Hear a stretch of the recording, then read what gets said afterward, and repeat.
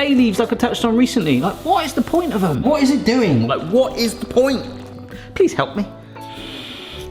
Smells like plastic. Hello everyone, it's Barry here. Hope you're well. You, right there, wherever you are in the world, welcome to our kitchen. Today, we're doing another Taste the World recipe. The basic series where I travel the world, but stay in my house. It saves on the air miles and the jet lag, and I get to try foods from around the world. Today, I got a little bit inspired from my kids watching Mamma Mia the other night. I didn't watch it, but for some reason, it made me think of moussaka. Notes. A lamb, potato, aubergine infested medley with bechamel sauce topped. And there are some debates that it could originate from Egypt, but I'll leave that up to you. It's one of my favourite things. I remember going to a restaurant, an actual proper authentic Greek restaurant in my hometown. Last time I went there was a huge family argument, like smashing plates, but not in a good way. Had the best moussaka ever, and then they shut down like 2 weeks later, so it must have been a proper, like, yeah.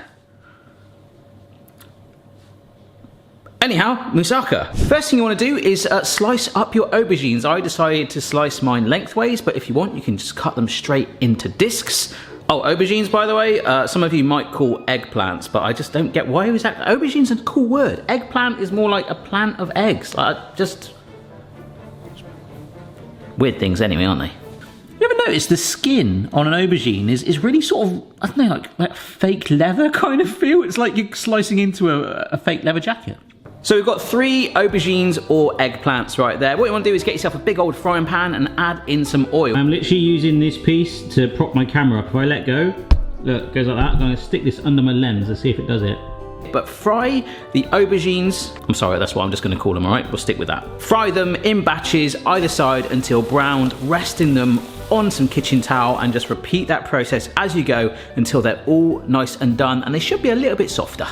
You know what, you could actually air fry them, you could grill them or bake them as well. That's not actually grilling them would be really quick. You just brush them with oil. Saves, yeah. Now I find lamb quite fatty. This is 10% fat. You could get 20% fat lamb. That was a bit cheaper, but I wanted to keep it a bit healthier. If you want to do a vegetarian version, no lamb, and just pad it out with loads more vegetables, mushrooms and lentils and stuff like that. Make it really, yeah. And don't just get it to the point where it's that sort of like blandy, browny dull where you've just cooked the mince. Like when I first started cooking, that was what I would do. I'd get it to that point and be like, yay, it's cooked. But if you keep working away, stirring it and like rendering off that fat, you kind of get this like more darker, deeper browner caramelization color, a little bit like the outer edge on a burger. That's completely up to you, but it's free flavor. Yeah, basically what we did with the eggplants. I mean, aubergines, faux leather jacket vegetables. But whilst that mince is cooking away, you can sort of prep your other ingredients. So I just chopped up an onion until it was finely diced. I also rocked my garlic into nice little pieces. When it came to the potatoes, I personally like to leave my skin on, so I, not my human skin, like the potato skin, I gave them a decent wash and then just sliced them nice and thin. The potatoes then got dumped into a saucepan of boiling water to bubble away. I tried to be economical today, and once the lamb mince was done, I, just got it out of the pan, basically, and pushed it away. I mean, I could just put that in a mixing bowl, but I wanted to say when I'm washing up, this is the dish that it's all hopefully going to come together in. And I need to make sure I don't burn my worktop. Hang on. So the mince can stay there, but we will grab the frying pan again using a little bit of the oil left in there and dump in the onion on its own. And again, you're looking to cook that and char it up and really drive that caramelization into it. Like I say, I rave about it too much, but it is free flavor. Go for it. Flavor Town. One-way ticket. So it'll go translucent at first, but once you are happy with it, you can follow up with your chopped garlic from before, the oregano. I love oregano. You know, you smell it. Oh, it just smells as good as it looks. I mean, I think it smells better than it looks. Some ground cinnamon. But again, bay leaves like I touched on recently. Like, what is the point of them? Smells like plastic. Red wine. Yeah, that made an amazing sound. I was thinking, yeah, this is going to taste really good, like gremlin style. Yum, yum, yum, yum. Alright, so that's jumbled together. We will then push that lamb back in and give it a little stir, and then we start to question the role of a bay leaf. Like, what is it doing? Where's its mate gone? What is the point of you? So the point of this step is we are just going to cook it over a medium-low heat, stirring from time to time, letting it bubble and reduce down that wine. Ooh. But then we follow up with some more moisture, so we'll grab a tin of tomatoes, dollop in some tomato puree, which for me is one of those like fascinating things.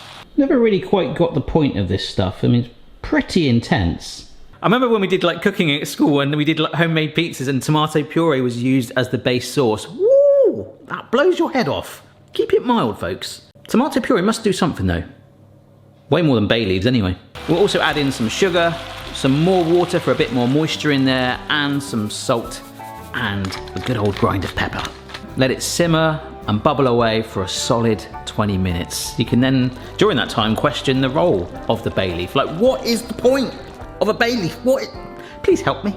Grab a block of butter and shove it in that saucepan, return it to a heat, and basically just melt it up. Dump in your flour, stirring it together with a spatula. It will feel very weird at first, but just keep going over that heat for a couple of minutes, and then for the time being, take it off the heat. I could use a spatula, but this is a whisk worth taking. One of my favourite puns, sorry, I love using that one. What we're going to do to that pan is add milk to it in batches. So keep whisking as you pour slowly through in little batches, and that should end up being nice and smooth. Shove it back onto the heat for about 4 to 5 minutes, whisking as you go. I really hope this thickens. It should. Just to let you know, this is skimmed milk rather than semi-skimmed or full fat milk or whatever you call it in your country. I bought it because it was pretty much almost half the price of semi-skimmed milk. So I thought, oh, let's get that. And now I'm worried that there's some sort of higher water content or something. So hopefully this will thicken. It should. Well, I think that answered that question. That is thicker than me in my maths class at school back in the day. Like, whew, it's thickened. That smells really bland. Let's add some flavour. Also, don't overdo it on the heat. You think, oh yeah, it's going to thicken some more. You could burn it, all right? Be careful. So with it thickened, let's take it to Flavour Town. Dump in some grated parmesan. This is a whole nutmeg, and it's actually quite fun grating it. Yeah, it makes these amazing little speckles of flavour. Can you see that? Also smells a bit like an aftershave as well. Nutmeg for men. Grind on a load of freshly cracked pepper. And this is not a standard egg with 2 yolks in it. This is an egg with an extra yolk in it that went in there and whisked it through. So it'll take a little bit of whisking around to break down that egg, but keep going until you've got a nice smooth mixture. I might have told this story once before, but a guy I used to work with on a construction site who was a farmer in his spare time, a chicken farmer, I said, oh, I've never had a double yolker before. And he's like, all you got to do is hit the chicken with a stick. Produces a double yolker every time. And still to this day, I am 99% certain that, well, one, you shouldn't do that, but 2, it's not true. So don't hit a chicken, don't hit anything with a stick, nothing. But double yolkers do exist. Some of you guys send me messages and it's exciting to see.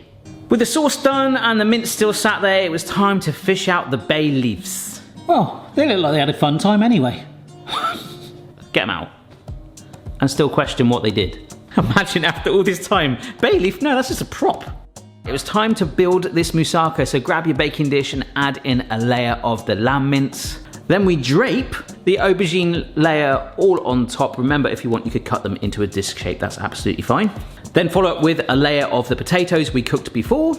And then we can repeat again with another layer of the mince. The remaining aubergine gets draped down. In truth, I had one left and I'll probably eat that in a bit. And then the layer of potatoes, finally ending with a good old dump of the bechamel sauce. That's a really weird way of phrasing it.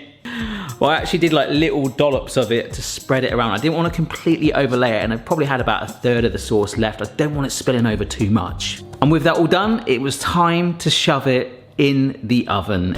All right, in it goes. We'll see it in a bit, tray underneath. It's baking in there for 50 minutes. And that is where it is right now. It's due to finish any moment now. It smells incredible in here. Myself and Mrs. B are gonna taste it. And why don't you come along for the journey? I would just like to say, as always with this Taste the World playlist, if there is anyone from Greece that's going, no, you should have used this. I've tried my best, okay? Just for comparison, I have seen some people make English style scones and quivered, okay? But it's all fair, it's all in the world of cooking. It's nice. And this smells amazing, it's time to get it out. Look, that is that bubbling and that dripping that I was looking for. You see that? Oh my goodness, I'm so glad I put the tray underneath. Yes. Ay, ay, ay, ay, ay. Oh, that is a beauty. It is insanely hot though. I am not going to touch this immediately. I will burn my tongue, despite the amazing stench. Mamma mia. All right, here we go. I'm going to take a big wedge out of this. Oh. So let's spatula it in, under, lift that out. Oh my gosh, I'm gonna catch it here. Look, look, look, look, look, look, look, look. Oh my gosh, that's amazing. Ah, like sit on there, sit. Boston just sat. You beauty. Does this remind you of the time we went to that Greek restaurant and they argued and then they shut the restaurant down? Yeah. The perfect post-yoga treat. Yes, thank you. All right.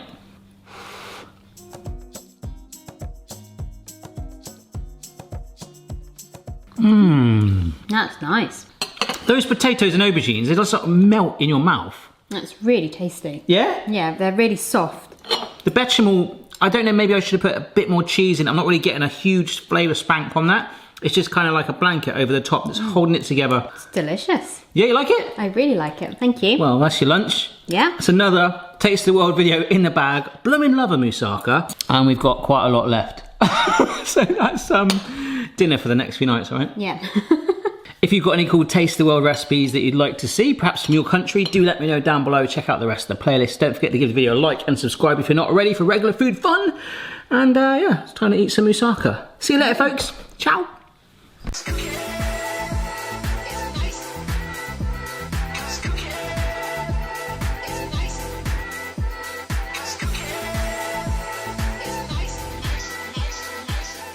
What is the point?